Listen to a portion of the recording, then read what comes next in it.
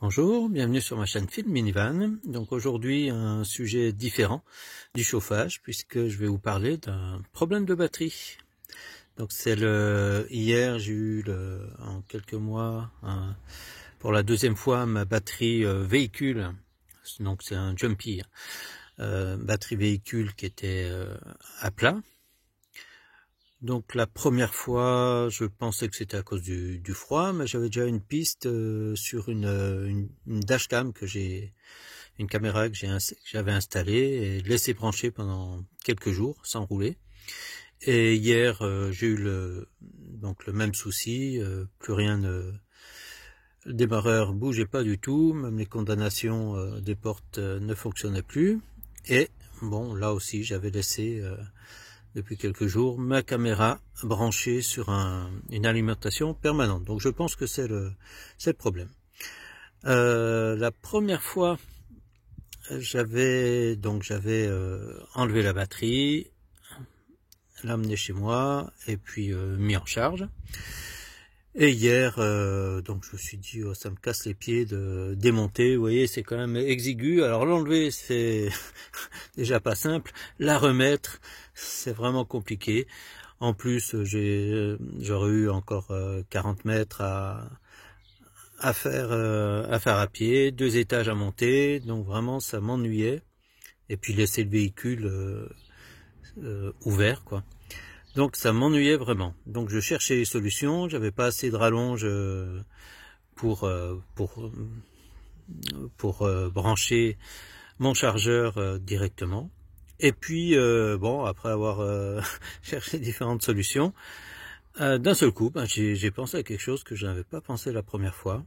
Et peut-être que pour la majorité d'entre vous, vous allez trouver ce que je vais vous dire un peu peut-être ridicule, ou vous auriez pensé tout de suite, mais donc je fais cette vidéo pour ceux qui, comme moi, peut-être les quelques personnes n'auraient pas percuté tout de suite la solution que je vais vous montrer. Donc voici la solution que j'ai trouvée. Donc j'ai mon petit chargeur de batterie qui consomme, donc là c'est la température, le voltage qui sort, voilà, 8 ampères 6, donc c'est ce qu'il est en train d'envoyer dans la batterie du véhicule. Mais ce chargeur, donc j'ai pas pu le brancher chez moi, et je l'ai donc branché sur une des prises du minivan, prise qui est alimentée en 220 par le convertisseur. Alors si on jette un coup d'œil sur mon contrôleur Victron, vous vous dites comment que ça se fait qu'il m'indique seulement une sortie de 8 ampères, un peu plus.